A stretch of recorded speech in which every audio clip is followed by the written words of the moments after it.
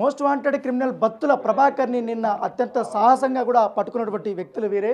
ఎందుకంటే నిన్న credible information వచ్చిన తర్వాత అక్కడికి వెళ్ళి అతని వద్ద గన్నులున్నా కూడా భయపడకుండా అతన్ని పట్టుకుని అరెస్ట్ చేసినటువంటి పరిస్థితి కనపడుతుంది.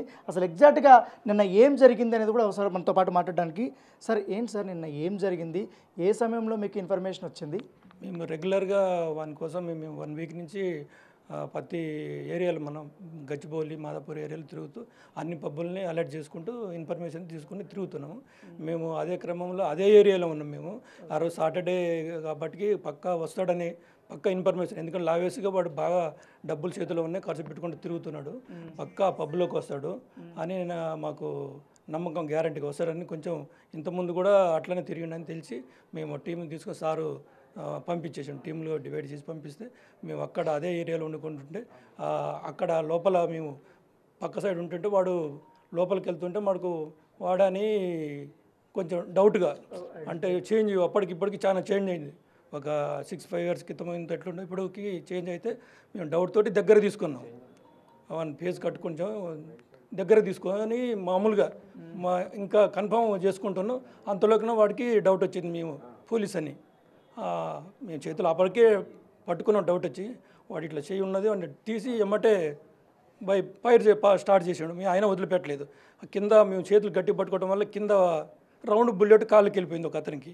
ఆయన మేము ఇక భయపడలేదు, ఎందుకంటే అది వాడు వదిలిపెడితే వాడు అందరిని కాల్చేస్తాడు. ఇక భయపడకుండా ఇద్దరం 1 సైడ్ కట్టి కింద పడేసి వాని గ్రిప్లో తీసుకోవడం జరిగింది. ఎట్లా మిమ్మల్ని చూడగానే అనుమానాస్పదంగా కనపడ్డా, పారిపోవడానికి అని ప్రయత్నించాడా, లేకపోతే చూడగానే గన్ను తీసాడా? చూడగానే గన్ను తీయలేదు. మేము అన్ని మాట్లాడుకుంటూ వాని అంటే జస్ట్ ఎగ్జామిన్ మేము ఐడెంటిఫై చేశాము, వాడు ఐడెంటిఫై చేయలేదు. అంతలోపల మేము పట్టుకొని తీసుకెళ్తుండగా వాడు ఫైర్ చేసిండు. ఫైర్ చేయి కిందికి కొట్టాము, ఫైర్ చేసిండు. ఆ తర్వాత పట్టుకొని వాని అంత తీసి కింద ఎత్తేసేసి పైన కూర్చొని వాని మొత్తం అదుపులోకి తీసుకున్నాం మేము.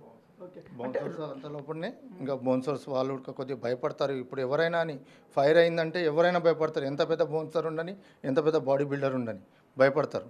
వాళ్ళు ఫైర్ అయిన తర్వాత మళ్ళీ మేము పట్టుకొని కింద వేసిన తర్వాత వాళ్ళు ఉడక వచ్చిండ్రు. వాళ్ళు ఉడక మాకు సాయం చేసిండ్రు. పబ్బు వాళ్ళు ఉడక బౌన్సర్స్ అందరు సాయం చేసిండ్రు. ఇమీడియట్లీ మా వెంకటరెడ్డిని కాంటినెంటల్కి షిఫ్ట్ చేసాం. మేము షిఫ్ట్ చేసేసి మేమందరం ఇంకా మా ఆఫీసర్స్ అందరూ వచ్చేసారు. ఆ తర్వాత ఇంకా ఫర్దర్ ఇంట్రాక్షన్ నడుస్తుంది. ఇట్లా బౌన్సర్లకి ఏమంట్లాంటి వాళ్ళకే బౌన్సర్స్కి ఎటువంటి అపాయం కాలేదు. మినిమం ఎవరికి ఏమీ కాలేదు. బౌన్సర్స్ ఎవరు లేరు ఆ టైంలో మా దగ్గరలో. అంటే రెగ్యులర్గా ప్రిజంకి వచ్చేవాడా సార్? ఎట్లా మాకు వాడు లావేర్స్గా తిరుగుతాడని తెలుసు కన్ఫామ్గా. మేము ఇంతకుముందు కూడా వాని గురించి ఎంక్వైరీ చేసినాము. చేస్తే వాడు రిచ్ లైఫ్కి అలవాటు పడిపోయాడు. డబ్బులు చేతులు ఉన్నాయి, రిచ్ లైఫ్ అయిపోయాడు. మ్యాక్సిమము మంచి పబ్బులలో తిరుగుతారంటే మాకు ఇంతకుముందు సీనియర్స్ని కూడా మా ఆఫీసర్లు ఉన్నారు కదా, సీనియర్ ఆఫీసర్స్ సార్ వాళ్ళు, శశాంకర్ రెడ్డి సార్ వాళ్ళు వీళ్ళు చెప్పారు, గైడ్ లైన్స్ ఇచ్చారనమాట. మ్యాక్సిమం ఈ ఏరియాలో మీరు తిరగండి అని చెప్పిన మా ఇన్స్పెక్టర్ సార్ వీళ్ళందరికీ ఐడియా ఉన్నదన్నమాట వాని గురించి. అయితే మేము అదే ఆ ఏరియాలో తిరుగుకుంటా మేము ఉన్నాము. అప్పుడు వానికి కన్ఫామ్గా సాటర్డే, మేము అనుకున్న సాటర్డే, సండే, ఫ్రైడే ఏదో ఒక రోజు ఆ రోజు మాకు టచ్ కావడం జరిగింది. మేము ఎందుకు వానికి కొంచెం షాష్ ఇచ్చిన చుట్టుపక్కల వాళ్ళకి ప్రమాదం అవుతూనే మేము ఎవరికైనా, నిన్న చాలా మంది వచ్చారు అక్కడికి, ఫుల్ ఉన్నది, పబ్లిక్ చాలా ఉంది. మేము అందుకోసం పబ్లిక్లో కాకుండా సైడ్ గిట్ట తీసుకుపోతున్నాం, లెఫ్ట్ సైడ్కి పబ్లిక్ నుంచి దూరం చేస్తున్నమాట. అంతలోకి మనకి డౌట్ వచ్చేసింది, వీళ్ళు 100% పోలీసు క్రైమ్ వాళ్ళు అనుకుంటూ వాడు ఎమ్మటే మేము ఒక వేపనే ఉందనుకున్నాం, పట్టుకుని సేవ్ పట్టేసుకున్నాను, నేను వదలలేదు వాళ్ళకి. తర్వాత ఇక్కడ ఇంకొక వేపర్ ఉంది, దీంతో ఫైర్ చేసిండు. కిందికి చేతులు 2 కిందికి ఒత్తి పెట్టడం వల్ల వాడు కిందికి ఫైర్ పోయింది, బుల్లెట్ కిందికి పోయింది, పైకి రాలేదు. అట్లా ఏమంటే పడేసాను, కింద పడేసి పుచ్చుకొని అందరినీ గ్యాదర్ చేసుకొని. ఎంతమంది వెళ్ళారు సార్ మీ కొలీగ్స్ అంతా? నలుగురం వెళ్ళినాము, ఒక నలుగురం ముందున్నాము. ఇంకొక టీం ఏమో అవుట్స్కర్ట్స్లో ఉన్నది.